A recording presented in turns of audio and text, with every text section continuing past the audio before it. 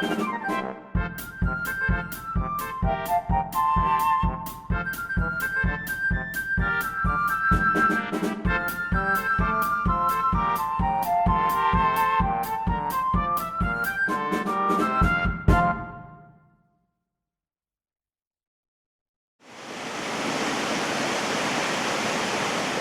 got my first sight of Bath on Friday the 21st of April 1979. I was in Stourbridge at the time, but I could see it on my black and white 10-inch television, the one we had till 1980. We used to have bets, me and my dad, about what colour Jim Rockford's car was in the Rockford Files, but I digress. In one of Roald Dahl's Tales of the Unexpected, one of the more famous ones, The Landlady, I think it was the second one of the series, one of the opening shots is of Bath as it appears from the train, as Billy Weaver, played by Leonard Preston, pulls into the town, and he's talking to a clergyman played by Anthony Dawes, who says something like, "Time seems to have stood still in Bath," and yeah, it does. Things progress apace. Leonard Preston goes to a B&B run by Siobhan McKenna, as a crazy landlady who actually stuffs him, I mean, in a taxidermy sense. And the thing ends rather memorably with her going to say goodnight to the two previous occupants who have been stuffed, played by, I seem to remember, Jess Davis and Josh Bryant, having probably the easiest ever jobs of in television. They just sat there going, reading books. Actually not the easiest jobs in media altogether, because that's probably Linda Harrison as Nova in the first two Planet of the Apes films, when she just rides around on horseback with Kirk Douglas looking pretty. That must have been fairly simple to do. But there they are, like that. Incidentally, I think Josh Bryant later turned up in Confessions from a Holiday Camp with the magnificent Robin Asquith. Not that I know anything about that sort of thing.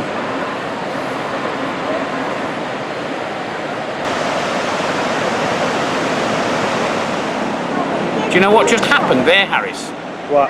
I just had a nasty resurgence of my Kirk Douglas Charlton Heston problem, which I used to have to a debilitating extent up to about the early 90s, whereby I couldn't remember Kirk Douglas's name at the same time as remembering Charlton Heston's name, or I got them the wrong way round, as I did in that little intro there. I had the same thing with Rod Steiger and Ernest Borgnine. I'm very proud to say I can do it all now, no problem. Rod Steiger, Ernest Borgnine, Kirk Douglas, Charlton Heston. No problem at all. Shows what you can do when you put your mind to it.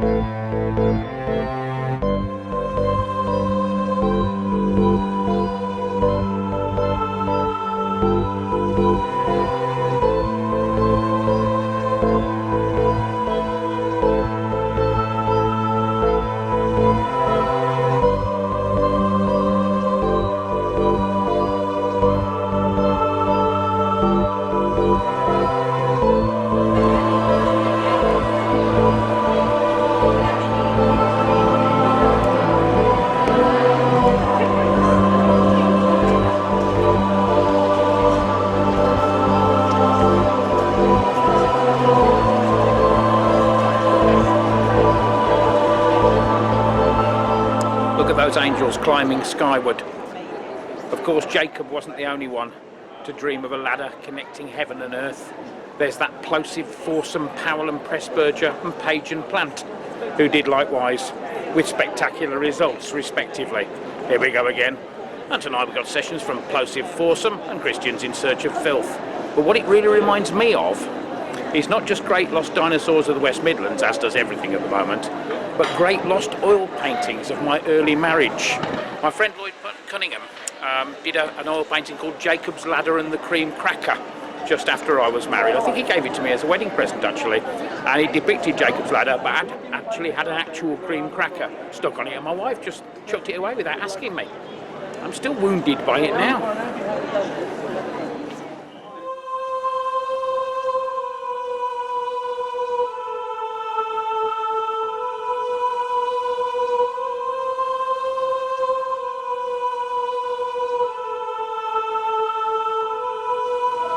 absolutely definitively the best fan vaulting anywhere, apart from King's College, Cambridge, and Westminster Abbey,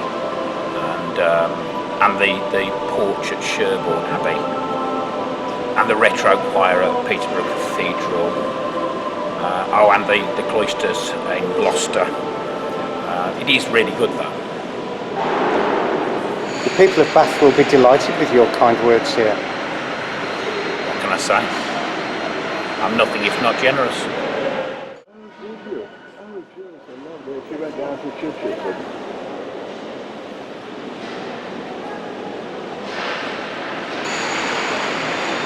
Sir Manly Power? Is that a stage name you'd be interested in at all? I did apply to Equity to use that name, but they said it was already taken. They said that to me as well.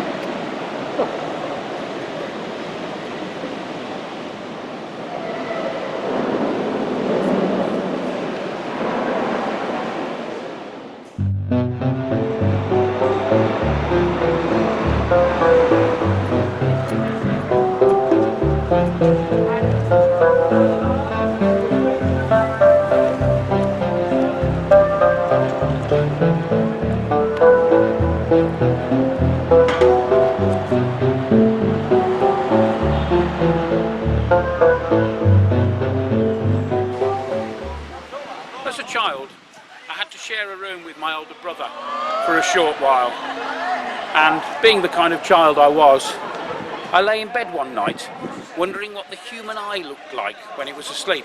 So of course I went over to my brother's bed, knelt down and gently prized his eye open. He smacked me in the face, made my nose bleed understandably. But if you were to kneel on my bed and gently prise my eye open and show me the word Bath, the first thing that would drift into my mind would be this: the circus. More than Pulteney Bridge, Bath Abbey or the Crescent, it's massively, powerfully emblematic of everything that this city is. In a piece of parkland or the middle of a forest, these 5 great trees would be practically meaningless, but here they're charged with some kind of power, surrounded by that great Palladian Regency suite.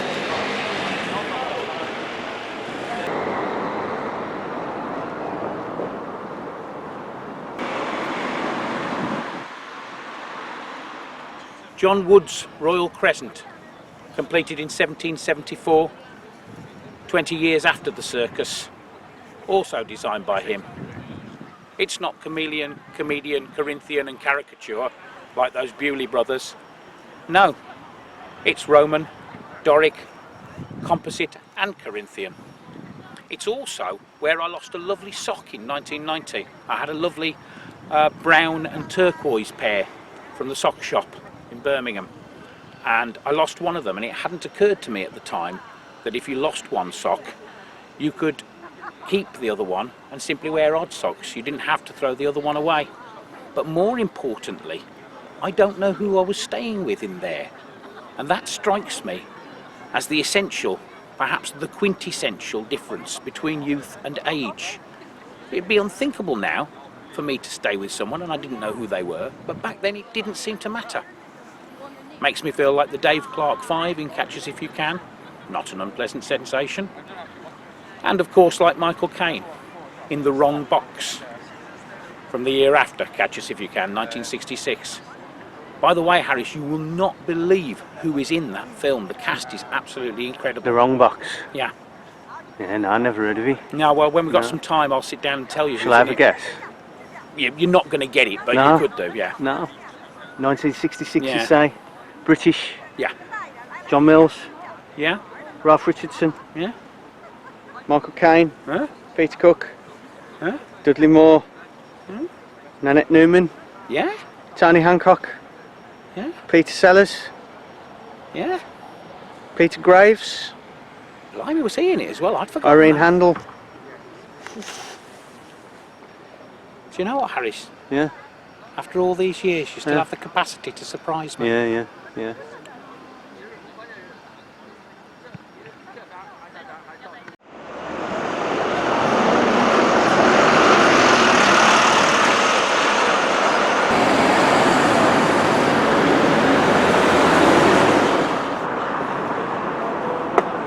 Bath Moles, the Warren-like subterranean nightclub where I spent many a youthful evening, long, long ago.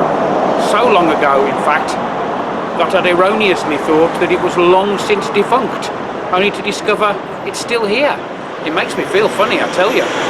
It's like opening the door of my bedroom at home in Stafford and finding myself on the landing of 23A Farlands Road in 1978, my childhood home.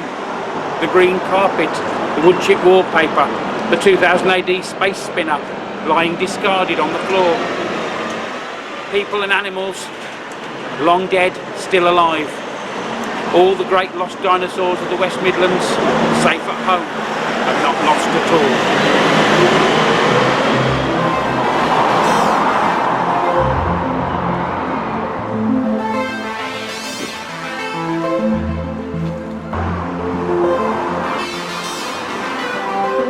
I failed my French oral in 1984 because when Mr. Christian Brooks said "Quelle heure est-il?"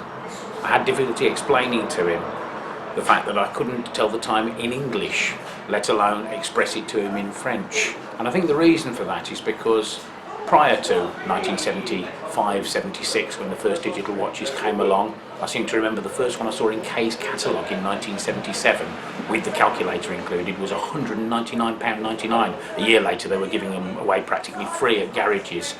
But in those days of the light-emitting diode, the first exciting red on black digital watches, Damon Barwell had one in my class and I was fiercely jealous of him. And the other place I'd seen them was on the Gemini Man, a short-lived American TV series about a guy who had a digital watch and he pressed it, and for the amount of time it displayed on the watch he was invisible, but if he didn't complete his mission in time I think he either died or remained invisible. And I remember one of my dad's art students, an American guy called Willard Price, explaining to me as he sat next to me on the sofa watching the Gemini Man that they had watches like that in the States, and I thought he meant, you know, ones that made you invisible or that you died if you didn't finish the mission, but of course that wasn't what digital watches did.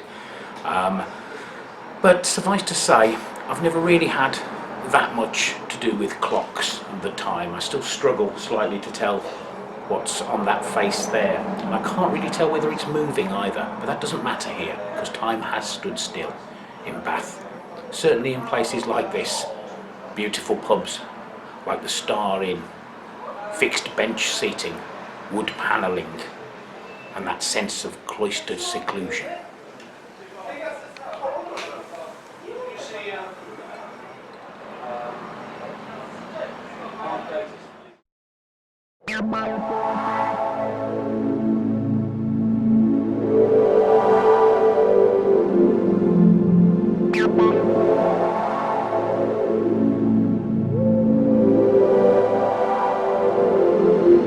Here, the future continues as we imagine it will when we're young.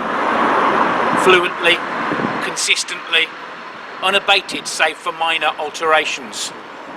What we of course fail to realise is that it will change in ways that we cannot even grasp. What we don't realise is that the frame will freeze and flutter and fly away like paper turned to ash. That we'll stand clear of our photographic outlines and walk away, leaving only our shed skin to be found at a later date, devoid of any real interest to our future selves. Back when we were young, we saw ourselves growing older, but maintaining the same relationship to all the disparate elements of our personal universe. We didn't know, despite being told time and time again by art and literature, that all those elements would fade, die, and be replaced entirely.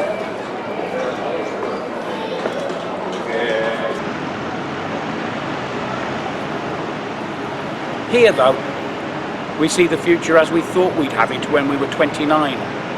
A scuffed and faded version of the present, lit gold with the autumn sunshine of accumulated glories, and reflected by the moonlit luminosity of Bath stone.